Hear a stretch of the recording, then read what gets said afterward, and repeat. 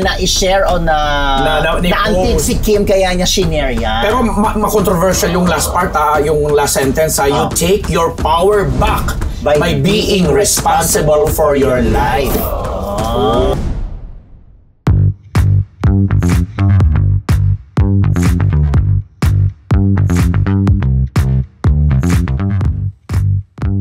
Yes, we're live and kicking. Ito na lang po ang Pop and Fantastic Four! Bakong chika, bago muna ako. Good morning, good afternoon, good evening, good morning. This is your Dean, Junardo. Ang inyong PhD, Rose Garcia. Meg Ganon, ang inyong Mega Marites Lecturer, Mr. Fu. At ang inyong unbearable Professor Ambet Nabus.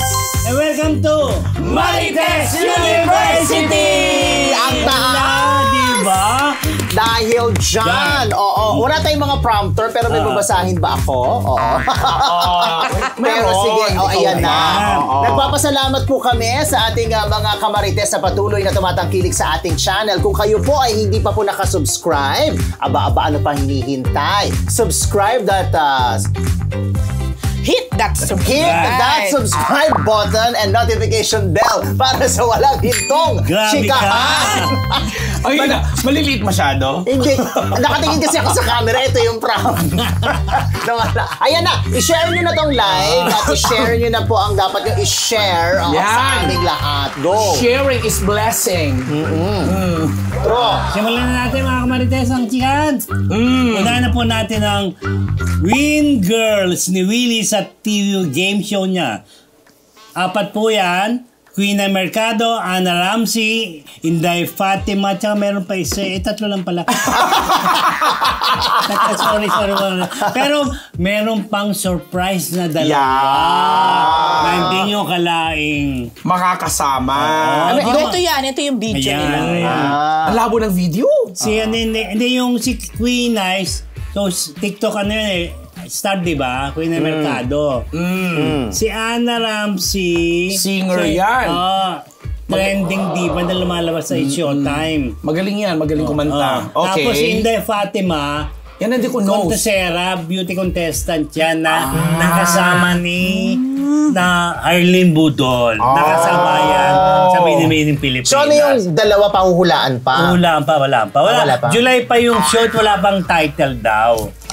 Pero Win Girls ang tawag sa kanila. Win Girls. Diba? May idea na kung sino yung dalawa? Wala pa. Pero I'm sure may beauty queen dyan.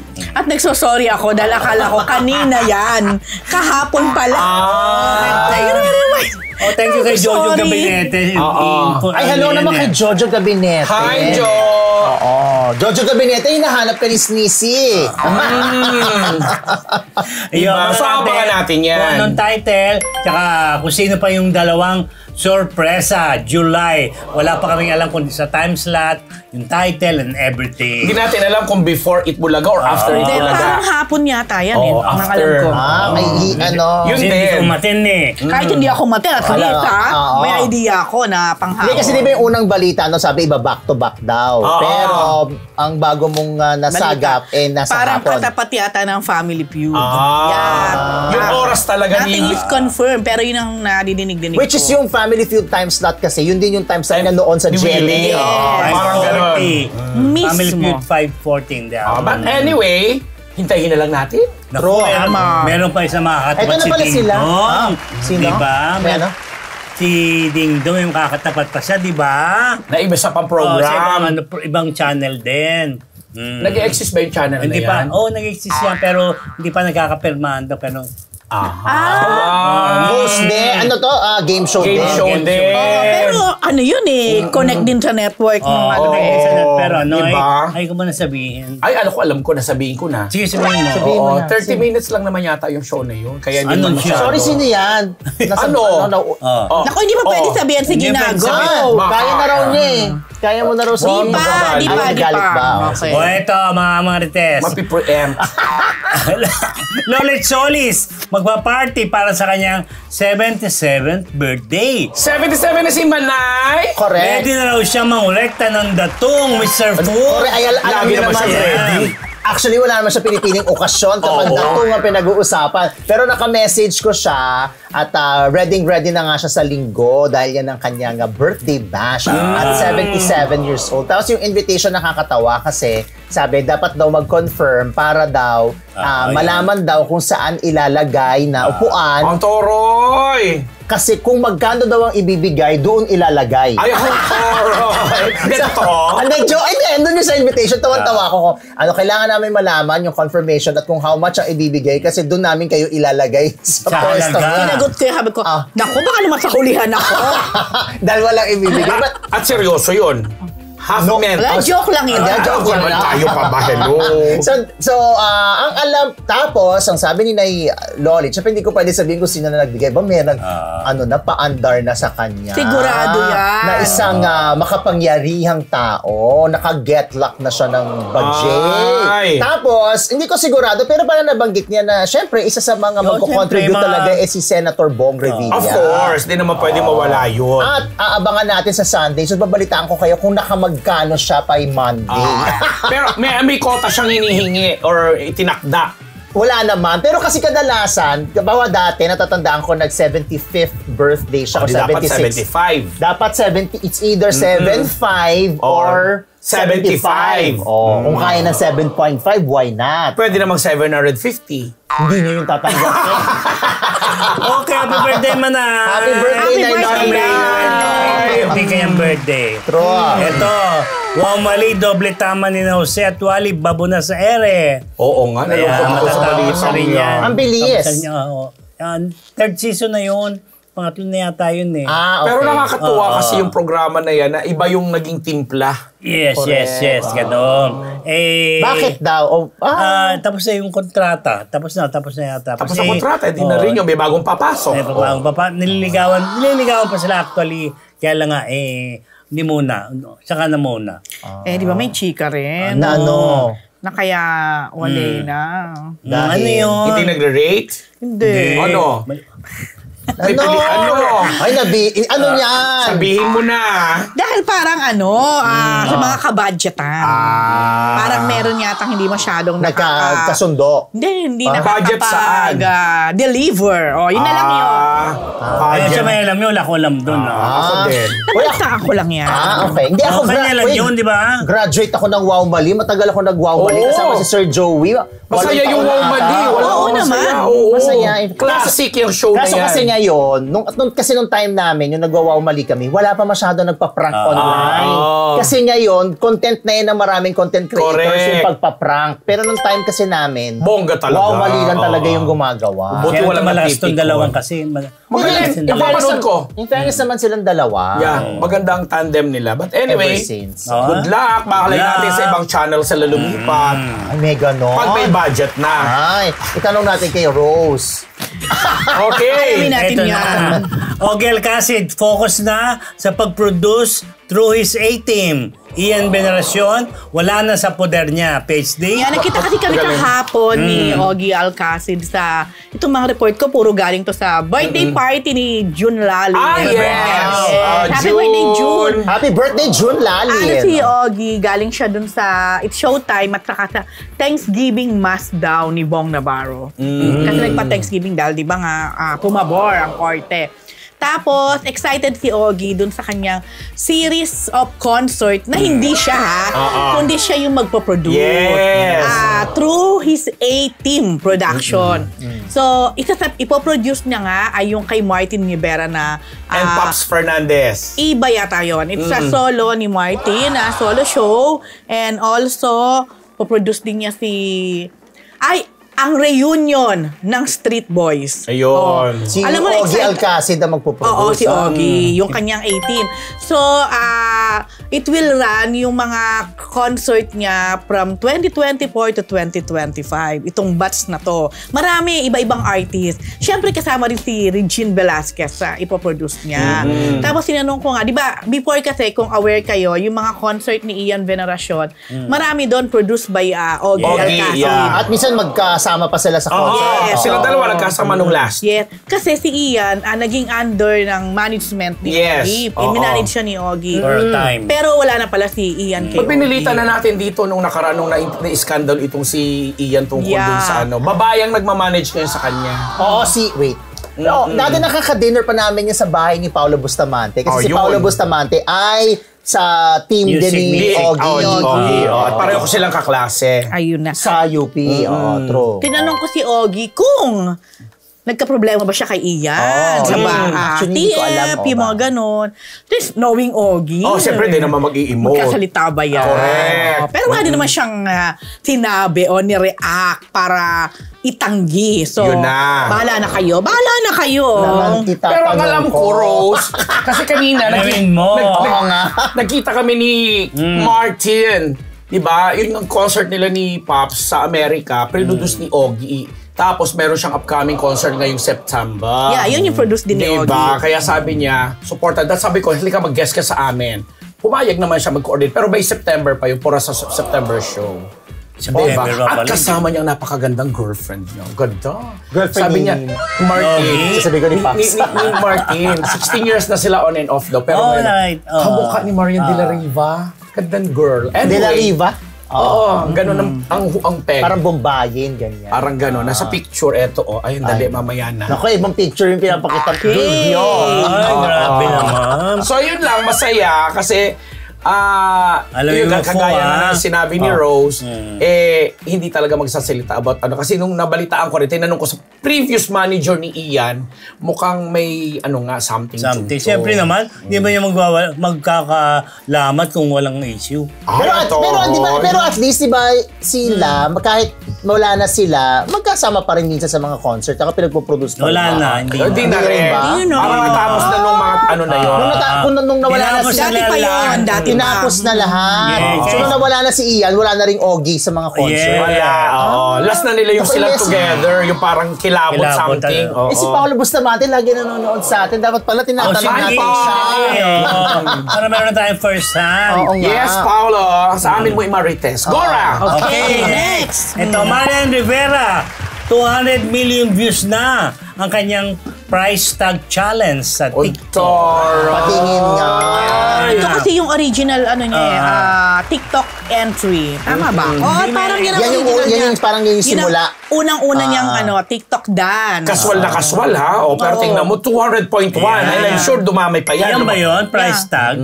Hindi yung sa Ben and Ben? Ba nagamit sa Ben and Ben? Then, recently na lang yata. Parang may pangalawa, di ba? Marami na din. Ilan na rin Ito yung 200. Yan yata yung 200. Pero ganyan din yung isa di ba? Itsura niya. Diba mga Rose, kung kaya mo? Ay, mahirap ka bugin alam mo, yan. ang hirap niyan. Yeah. Tinatry ko yan nung una. Tinatry nga nung una. Cannot be talaga. Yan yan. Kung di ako nagkakamali correct me if I'm wrong. Yan yung sinasabi ni Ai dati na ginagaya niya, oo. Ang simple-simple lang. Bakit parang ang hirap-hirap? Ganon. Ba, si Ambet kaya yan. Depende. Ano siya? Simple nga lang siya. Pero kasi siyempre, alam niyo naman si Marian, talaga? Galaw sa dancer talaga. Tignan mo na. Yun ang una talaga. Huwag naman ka dyan. Bulong-bulong yan. Anong sample daw? Dahil dyan. Si Serious Amateur agad-agad nagpakulay ng €5. Dahil sa sample. At si Happy Ramos, nakita ko rin Diba? Thank you, Happy Ramos. Thank you. Happy kami, Happy Ramos. Okay. Congratulations. Di lagi naman nagtatrend si Marian sa mga TikTok niya. Kahit yung, di ba yung Asoka challenge, yung mga ganyan. Kahit yung sa make-up, di ba? In fairness naman kay Marian. Of course. TikTok queen. Yeah. Okay, ito. Nora Honor, di makaalis papunta sa Cannes dahil walang budget o sponsor. Oo. Nakakalungkot yung balita na yan kasi di ba nasa Cannes ngayon ang ating FDCP chair na si Joey Reyes at iba pa mga opisyal sa showbiz na may kinalaman sa pag-imbita sa ilang mga pelikula na merong exhibition doon. At isa nga dito, yung produce ng Envy Production, Nora Villamayor Production na Bona, na dinirect ng ating national artist din na si Lino Broca. Actually, si Direk Lino ay wala na rin. So, dapat mag-represent yung producer. At bida rin sa pelikulang si Nora Honor, ang ating superstar. Na national artist dyan, din. National artist din. Problema, ang mga lumiikot na balita, nangihingi, nagsusolicit kasi ng pamasahe, panggastos, dun sa France. Ito ba yung actual video ng pag-explicit? May mga Tinatawagan. Yan talaga yung picture natin. Oo, di ba? Grabe kayo kay Ate Guy. National artist yan. Pero With all due respect naman kay Ate Guy, di ba? Kaya lang, yun na nga, ang balita sa napulot ng Marites University po, merong isang senador na talaga nagkusang loob naman na mag-ambag din. But the thing is, parang kulang pa. So parang hindi siya makakapunta na doon dahil yun na nga, walang budget, walang nag-sponsor. Nandun na yung di ba? Nandun na yung delegation. Sa mangunguna nga ni FDCP Chair Joey Reyes. Napanood. Nakachat ko kagabi. Nakita ko sa Facebook niya. Yun. Ayan nga, nagko-call na siya. Nakakalungkot bilang siya ang producer at bida rin nung pelikulang Bona. Ba't ka tumatawa, Jun Nardo? Diba? Baka ikaw yung tinatawagan, hindi mo ina-answer, Jun. Diba, close ka kay Ate Guy? Ambit Bicolano eh. Ay, hindi TV ako. Eto mga kamarites, si Tom Rodriguez, may bago na raw girlfriend. PhD? Yes, nakausap ko din si Tom kagabi. Kami nila Alan Jones, sila Tita Malu, nila Gwapo pa Ana siya. Pingol. Gwapo pa rin. Of course. Oo. At ang ganda ng katawan niya ngayon. At grabe yung pagtili. Nakausap namin siya sa Ang sarap kasi ng katawan. birthday pa rin ni June Lalin. Tapos, alam mo, game naman si Tom na magpa-interview, makachika. At alam mo, na-appreciate ko sa kanya, hindi siya nag-deny pa, wala namang mga ganong arte-arte. So, aminin na natin, di ba? Wala pa showbiz-showbiz. Wala pa showbiz-showbiz. Dapat lang. Inamin niya na meron siyang bagong girlfriend ngayon. Non-showbiz. Non-showbiz. Pero hanggang doon na lang. Ayaw naman na niya magdetalye. Kasi, syempre nga naman, di ba? Ongoing pa yung annulment, di ba? No, yan Tapos na? No, yan ang nilinaw ko talaga. So, silang dalawa ni Carla ay officially, legally, single na. Because, nung nagpunta si Tom ng US, yun yung inayos na ni Tom. Divorce, diba? Because Tom is a US citizen. So, automatic na nag-file ng divorce si Tom doon, divorce na sila. And then, yung divorce sa US, acknowledge siya dito, recognize siya dito sa Philippines. Kaya hindi na kailangan na mag-file pa ng annulment ni Carla or ni Tom dito sa Philippines. Okay na. Ibig sabihin, divorce na sila. Free na pareho sila. silang Single. Okay. Yun ang malinaw na kwento ni Tom. In fairness, yung girlfriend, hindi pa niya sino-soft launch. Hindi, oo. Isa ng showbiz girlfriend. Nasabi nga ni Tom, parang somehow, maganda rin talaga na non-showbiz. Kasi kapag showbiz talaga, minsan wala kang choice eh. Yeah. Talaga nakakalkal lahat nga naman. Teka lang, kailan daw niya nakilala tong non-showbiz Hindi na nga, girlfriend? ayaw na nga niya magdetalye. At wala doon. Wala doon. Ang kasama niya doon ay si Joey. At ang maganda nito, nakatapos na ng pelikula si Tom, nakapag-shoot na sila. Tapos na sila ng shooting ng pelikulang Wag Mo Akong Iwan. Aray ko, kala ko mo akong salinin. Kasama niya dito si Rian Ramos at saka si Jace De Vera under the direction of Joel Lamangan. Yun na. Although wala pang sure kung kailan siya ipapalabas. At sa third quarter naman ng taon, he will play Ibarra dun sa stage play na Ibarra kung saan yung last time ang gumanap dito ay si Piolo Pascual. Okay, abangan natin yan dahil isa yan sa mga pinaka-sexy talaga naman na hunk nating Tsaka hindi maganda naman na nakabalik siya. Yeah. Kasi di ba parang akala natin fly na talaga siya. Kasi Paano sinabi lang? din niya yun, kumbaga yung 2 years na yun, naging proseso sa kanya para, in a way, makapag-move on. Gusto din naman siguro niya. Mag-heal. Kasi nung time na siguro mga 1 year pa lang siya or ilang month, tinatanong na siya kung kailan babalik. Siyempre, may kontrata pa, may mga ilang dapat gawin. Pero siya daw mismo talaga yung nagsabi na hindi pa siya ready. Ayun na. At least ngayon ito na, ready na siya. Yes. Abangan mo, katawan. Ibarra, kumakanta siya. Okay mga kamarites. Kumakanta naman si Tom. Kaya nga, wag lang yung may anong kanta. Ano? Ito na po mga kamarites, magbalita man tayo kay Claudine Barreto dahil na trending po ito na tinawag na Optimum Queen of Appreciation. And may video tayo dyan. Okay, ito na lang. Panoorin muna natin yung video kung bakit. Ayan. Ginawa ito ng mga netizen. Action! Action! Bakit lechon? Oh, lechon. Hindi, Party to. Ayan na. Ayan. Thank you so much. Ayan, yan lagi niya pinapasalamatan. Thank you so much. Thank you so much. Iba-iba. Thank you so much. Thank you so much. Thank you so much. Thank you so much. Thank you so much. Thank you so much. Thank you so much. Non-stop. Ginawa ng netizen yan. Oo. Pag ginawa na yung mga balik to netizens na to. Oo.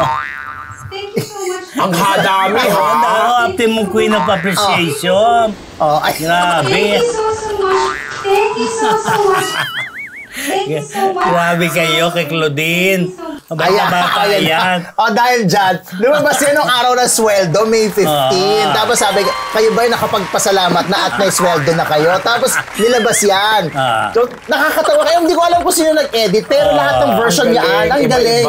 So, parang na-compile nila. Nakita mo naman, walang umulit, di ba? Tapos naging lechon. Tapos may tumawag sa kanya na Optimum Queen of Appreciation. Why not? Magandang gesture naman yung ginawa yung ni magpasalamat. Hindi kasi si Claudine, in fairness, kahit mga maliliit na bagay, binibideo niya at nag-thank you siya. Maliban dun sa mga sandamukan na lechon na natanggap niya for this year. Ayun, dapat ako natutuwa ako dun sa ganong gesture attitude ni Claudine, ha? Dapat lang naman. Tsaka yung ibang video nga niya, yung parang medyo pagod siya, pero nag-thank you pa din siya. Yung talaga nag-aabang siya ng cue na kagano'n siya. Thank you so much. Ganon. Let's thank you so much. At pinapambunga niya talaga, thank you so much. Pare-pareho. Thank you so much. Tapos, at least consistent. Correct. Love naman natin yan si Claudine. And siya ng Optimum Queen of Appreciation. Why not? Why not? Maganda. Okay, ito na. Ann Curtis, nainip na sa action movie. Uunahin ng Korean series, Prof. Nakakatawa tong item na to kasi nung makausap ko yung isang malapit kay Ann, 2 years na pala siyang nag-aabang dun sa parang sequel nung ginawa niyang action movie. Yung Baybas.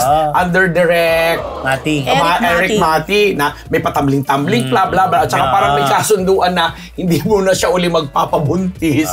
Gawa nga ng, ang ganda nga na naging reception dun sa unang action movie niya na Baybas. Eh problema na inip kasi di ba papalit-palit daw ng script. Hanggang nainip na itong si Ann, eto tinanggap niyang isang Korean adaptation. Nakalimutan ko yung title, Miss Rose. Di ko alam. Maganda, anak. Hanapin ko nga para lang You don't title, I don't know. Hindi ko alam. May bago siyang Korean. I know na! Ano? Hindi ako nagkakamali. I know Ito ba na. yung... I know na. No. Siyang pagbibidahan. Gusto mo to? Ano yan? Di ba? Move to heaven. It's okay not to be okay. Ayun, correct. Yun. Bagay na bagay niya yung role ni So Yojin. Si Kim So Yun doon. Sino ang si Kim So Yun? Wala ka pang sinasabi. Baka si Joshua, di kaya? Basta sinabi. Yun ang Kaya ni gagawin. Joshua yung role Yun ang gagawin ngayon ni Ann Curtis sa pagkainip daw po dito sa action series. Bongga! Gugustuhin talaga ni Ann yan. Una-una fashionista si So Yojin, di ba? So yun. Ang ganda ng karakter. Abangan po natin yan. Bagay na yan, bagay. True. Ang bilis ni Rose. Diba? Tama siya. Nagising siya. Tama yun. Yun ang title. Gusto niya na humiga kanina, pero nung sinabi mo yung K-drama, naulaan pa rin niya. In fairness. At bagay kay Ann, sabi niya. Pero kailangan muna ipa-approve muna kay Rose yung kung sino si Kim So Yun. Yung gaganap. Yung lalaki. Ako talaga si Joshua daw. Parang Joshua yata yan at Carlo Aquino Parang naano ko na yan before yung pala. Pero si Kim So Yun. Si Carlo yung gaganap na kapatid ni Kim So Yun. Yung may special child. Charot. No, special kasi yun Special child. Ay, bagay din. Ang ganda. Napaka-challenging nito for Carlo. Nakaya naman niya. And then, magaling naman si Carlo. May kakasal na, di ba? yun na. Dahil dyan. Ito. Michelle Gumabaw to join showbiz. Ayun na. Yes. Pero hindi pa ngayon. Payat dyan ni Michelle, ha? Pati dyan ni Marco. Saan siya Sa volleyball. No. Saan siya nag-sign up? Hindi ko pa alam. Wala pa. Kasi itong, di ba, volleyball din tong, tama ako, no? Oo. Yung asawa ni Rocco na sino? Oo. Si Michelle Melissa Gohing. Gohing. Si Melissa Gohing. Oo. Pero hindi na siya active. Oo, pero nag-sign up siya sa Sparkle. Ay, taray. Along with Yorme Isko Moreno. Yeah. Ang dami nila. Yeah, yung na 30 plus. Yes, na nag-sign up for Stardom. Ang sabi. Ang dami. Bago lang, bago. Yeah, kanina. Kanina. Kaya ba nakita ko si Yorme parang Si pumunta sa Michelle, US? kung ba pinag-usapan natin? Hindi nga ako nakarating kanina sa ang dami naman niya. Dinaig sila ng Viva Max Starts 11. Million. Mamaya. Mamaya. Pero ang sexy ni Michelle bumabaw diba, yan dyan yun. Pero nasa Europe yung cream line na nanalon. For the 8th time. After nung biyahe nila, sasalang sa isang show. Yun na. Pero pag host, ang gusto niya. Yun na. Pero hintayin daw muna siya. Kasi medyo nagmamature na rin siya. Tsaka yung laro niya ngayon nag-iba na. Hindi na kagaya nung dati na very powerful. Pero magaling pa rin siya. Sayang naman ang showbiz pedigree, di ba? Correct. Naman. Yun lang. Ayun na yun. maganda. Stardom na. Stardom. Okay. Yung Jean Macapagal, di ba? May mga influencer yata. Uy, marami! May bangus-bangus. Sino ba yun? Ang bangus-bangus. Miss Bangus yata. Miss Bangus. Oo, yung tawag ko, bangus ang talaga? ang parang nakilala Baladagupan ba yan? Bangus. Hindi ko alam kung baka Cebu. Di ba bangos dagupan? Dagupan. O yan, si Yorme lang kilala namin. Si Gary Estrada rin. Kasi nga, birthday rin si Gary Estrada. Happy birthday, Goryo! So pumirma na rin si Goryo. Pumirma ulit. Hindi yung asawa. May nakita kasi akong vlog na parang pupunta ng US, tapos nandun yung picture ni Yorme. Yung mga stars ng Sparkle. Pero Very marites ka talaga. Oo, nakita ko si Yorme doon, tapos ang host pa nga si Bubay. Yun ang nakita ko, the rest di ko Si nakita. Gazzini yata, Mano rin. Gazzini, yes. Gazzini. Na beauty queen. Yeah. Maraming nag-sign up. Marami. So, ang daming pasisikati ng Sparkle, ha? good luck. Okay! Okay. Ano na ito? Ito na po ating Chika of the Week brought to you by Ugbo. Ugbo! 24/7. Yes, din. Mga Kamarites, ito na po ating Chika of the Week brought to you by Ugbo 24/7. Solve ka dito! Maraming salamat sa Ugbo 24/7 at sa mga kamarites natin na gustong matikman ang kanilang masasarap na pagkain. Maaari kayong umorder online sa kanilang website na naka-flash sa ngayon sa inyong screen. Oh. Yes, ito na po mga Chika of the Week natin, Kim Chu. Pinapatamaan ng mga... Pinapatamaan Pinapatamaan. ba siya? Oo. Sorry po, Martes. Tao lang. Okay. Si Miss Celicia Lim na i-share na quote sa IG. Kim Pao trending sa kissing scene sa WW.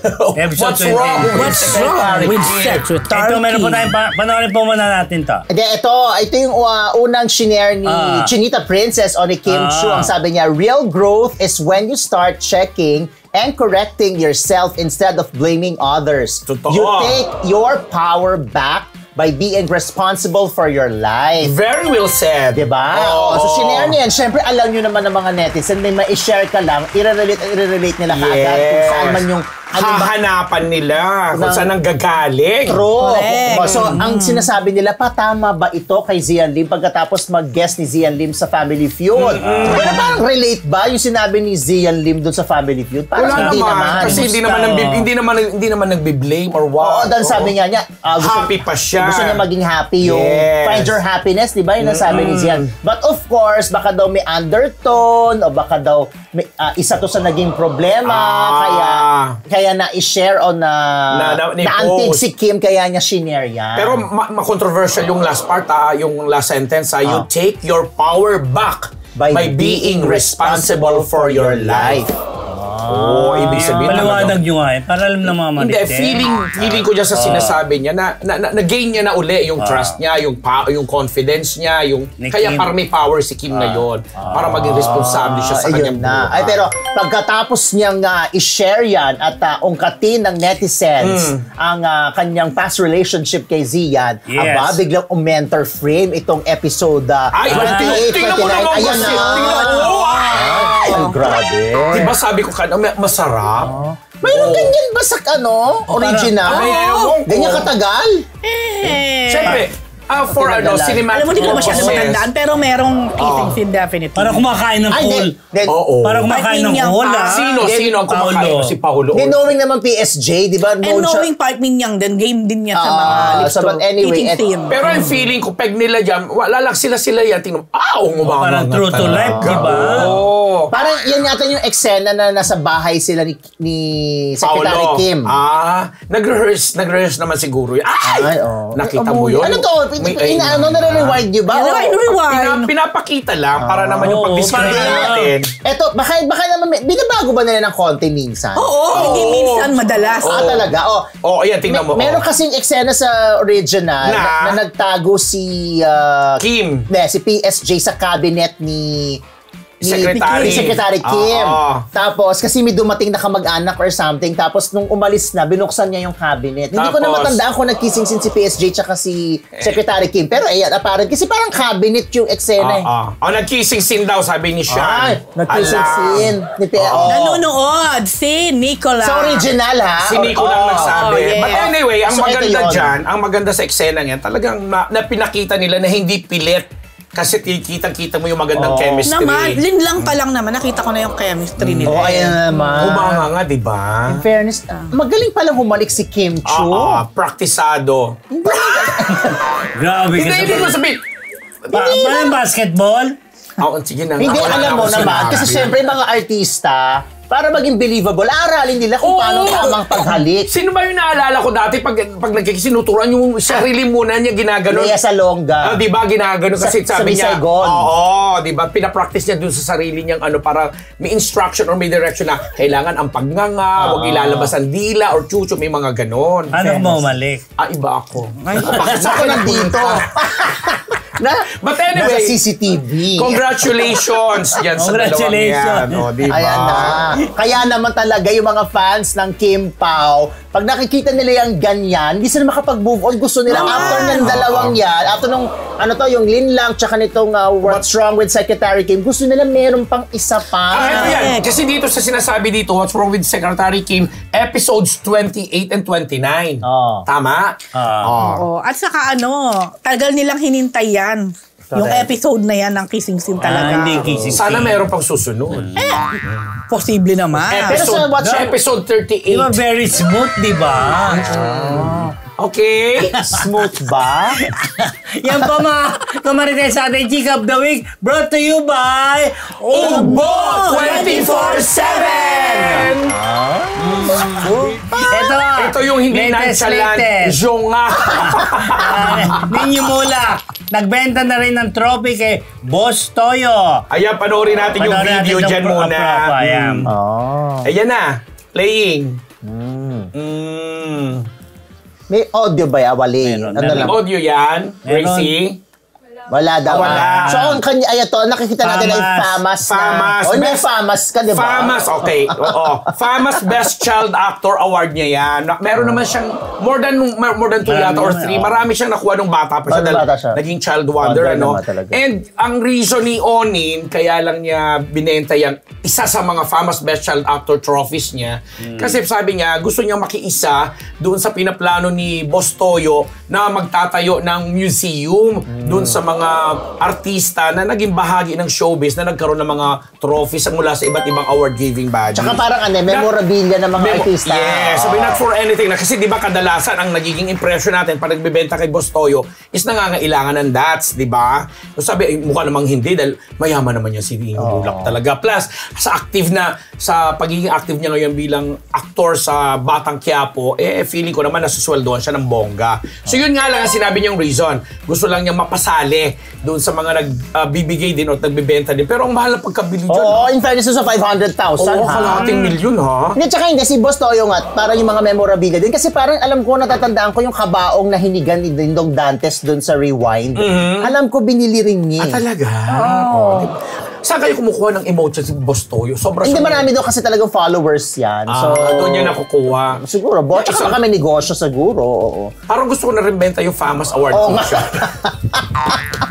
But anyway, yun po yun. O, di ba? At kasama ni Onin dyan, si Sandro, ang kanyang anak, tsaka si, yung artist, sorry? Si Alonzo. Alonso. Ang gwapo ni Ang laki Alonso. na, Ang gwapo. Boss Toyo, may bebenta ako sa'yo. Mga Mercs. Oh. 2 box yun. Pwede. Ay, Mga Korean yan. Yeah. Para daw doon sa museo mo, Boss Toyo, merong Korean section. Correct. diba? Pero isang lang to, artist, yung 2 Mercs na yun. 2 box. Ile-let go mo na siya. Yes. Ay, grabe. Let it go. Lesong giyan. Nako, ayaw ng bababa. I hate this. Bakit? Paano yun? I have so many posters, albums, As in, lahat fan ile-let meeting, go mo na? everything I will let Tama go. naman. Kesa naman kainin na lang ng mga bagyo yan. Hindi special sa puso niya yun dati. minsan ibang puso napapalitan. Ay! At natuturuan. At natuturuan. Huwag lang magsinungaling. Ayaw ni Ate din ang sinungaling mong puso. Tama na yan. Eto mga Marites. Ay, Ano? ay, babatiin lang namin si Ma'am Shi. Oy! At 3 months ng Yay! Deep Sleeper. Ma'am Shi. Marshi! Ito pa mga Marites. Martin Rivera, passionate sa kanyang Martin Hopeful Step Lakwata ng Oriental Mindoro. Ayun sa ng The Voice. Ayan. The Voice team. Again, nakausap ko din si Martin Rivera sa Birthday ni Jun Lali. Iba talaga si Rose kahit nakikip-birthday. May may chika. May ganap. Trabaho. Hindi, alam mo, kasama niya kasi si Step. Ito si Step. Alam mo, ramdam ko yung passion. Yung pagmamahal ni Martin dito At sa kanya. pagsuporta. Sa kanya, anong tawag sa kanya dito? Protege or something like that, no? Kasi sa Saturday na ang grand final. Tama ba Saturday? Tama. O yan. So sabi niyo, tulungan niyo naman please na sa text boat, sa boat. Kasi di ba usually naman talaga sa text boat medyo May nagkakatalo na. No? Itong si Step, kita ko din naman, hindi siya yung talagang galing sa maaluan na pamilya. Pero sobra yung tiwala o yung paghanga ni Martin para dito kay Step Lakwata ng Oriental Mindoro. Hindi, in fairness naman, kung nakitaan ni Martin ng talento yung bagets, di ba? Martin Correct. Rivera, yan, concert king. So, ibig sabihin, may talent talaga si Steph. Of course. Di ba? O kaya, pakiusap ni Martin, iboto daw natin si Step Go! ngayong Saturday. Oo, pero may mga iba pa rin yung mga kalaban po niya dyan. Yung mga mini-mentor naman ni Casey Tandingan. At ni Bamboo. At ni Bamboo. Tapos, ito din pala, balik kahapon, actual birthday naman ni Step din. So, magandang birthday gift. Naki-join siya sa birthday ni Jun Jun Lalin. Lalin. Pero kinuntahan din siya at binigyan ng cake. Yan. O kaya pa birthday niya na kay Step at kay Martin. Dapat may pa-hub sa kanya si Jun Lalin. Bakit Malay mo. naman? Oo. Bilang mayaman naman si Jun Lalin. Okay. Next. Okay, ito Ako po. talaga yung nag-next. True Faith, vocalist na si Medwin Marfil. Kinasal na sa kanyang male partner na si Mark Angeles sa California. Nakakaloka, no? Yan, di ba? Actually, hindi ko na ikinagulat yan. Kasi noon yung pa True naman, di ba? Faith naman, kaya lang hindi siya kasi talaga Out sa mga ganyang personal buhay. Actually, kilala ko yung ex ni talaga? Oo, kasi matagal ko nang alam. Kami, tambay kasi kami ninadalian dun sa isang lugar dati dyan sa Green Hills at madalas naming nakakainuman Oo, yung yan. dati niyang nyowa, kilala ko. Siya po yung kumanta ng Perfect. Yan. At saka yung Wag na lang kaya. Oo, Tama part na na ng yun. music history ang True Faith. Yes. Oo, in fairness naman. At active pa naman din sila. Oo. Hindi, nagulat sample ka dyan. Actually, nagulat ako na Sample nga ang beta, magaling to. na ito pala yung nyowa. Kasi akala ko yung kakilala ko pa rin. Baka iba na. Wala na pala. Ito na siya na pala. Pero at least happy, di ba? Oo. Na, Tsaka simple lang yung simple lang yung caption. It was a beautiful day. Tapos, kasi mukha naman The may beach. seremonya na kinasal. Although wala namang sinabi rito. Pero ang dami kasi nag-congratulate doon sa post niya na happy for the both of Edwin. them. Oo. yun na. Oh, congratulations! Kaya pala hindi nababago ang boses ni Medwin, di ba? Ay, fairness, hindi naman bago boses niya. Same na same. O, bakit naman? Wala. Sabi ko lang. Comment. Ganun ba yun? Pag nag-aasawa ba? Hindi ko alam. Basta Di ako ba namamalat ako. nag-aasawa? Ba't ikaw naman malat ka minsan? Dalawa ba naman kasi? Ano ba yan? Yan. Oh, ano naman sinabi ko? Oh, Wala, ito. dalawa lang. Oh. From, ito, Viva Max tayo. 11 million na subscribers. Correct! Ang saya-saya nung... Invited. Wala. Ay. Wala pa. Oy, kinadala na sa akin. Ako hindi totoo yan. Ayan, papakita ko resibo. Mamaya. Ay, nako. Alam mo naman ako. Mag-complain. Yes, ang Viva They Max will nga never po ay hear the end of it. Salamat dahil na-reach na po nila ang 11 million subscribers po nila. At nilaunch din nila kanina ang 11 na aabangan natin ng mga sexy stars na ang gaganda. I know her. I see ano yun, Salome Salve. Yung Salome raw. Salve. Salome Asis. Salve. Salome Salvi. Salome Salve Asis. Ayun. So nilaunch kanina at masayang-masaya yung magkapatid na si Verb Val. at saka si Val at saka si Vincent Jr. Dahil ito na nga sa tagumpay ng Siyempre, di ba? Viva Max. 11 million. Worldwide yan, ha? Oo, 169 a month ang subscription. Ang pinakamararo ng subscribers sa Indonesia. Oo. Kahit hindi mga Pinoy. Hindi sa Saudi. In fairness. Kesa sa Saudi? Hindi, Pero Worldwide. ang maganda kasi yung mga aabangan ngayon ng mga bagong ilalabas na movies, ang mga director, mga A directors talaga, A1 directors. Padala Joey na? Lamangan, si Joey Reyes. Nadala na? Ha? Nadala na ba? Napadala na. Tingnan. Ay, Ay, nako, ano may ba? Ay, pero si Direk Joel nag-direct naman talaga sa Viva Max. Plus may mga Oo. may mga iba pa akong nakita doon na mga bongga-bongga. Actually, si Direk Joey Reyes, may ano siya nagla-live produce din siya sa din. Viva Max. Ay, nag-date din. Nag-direct din. Nag-date din. Nag-date. no?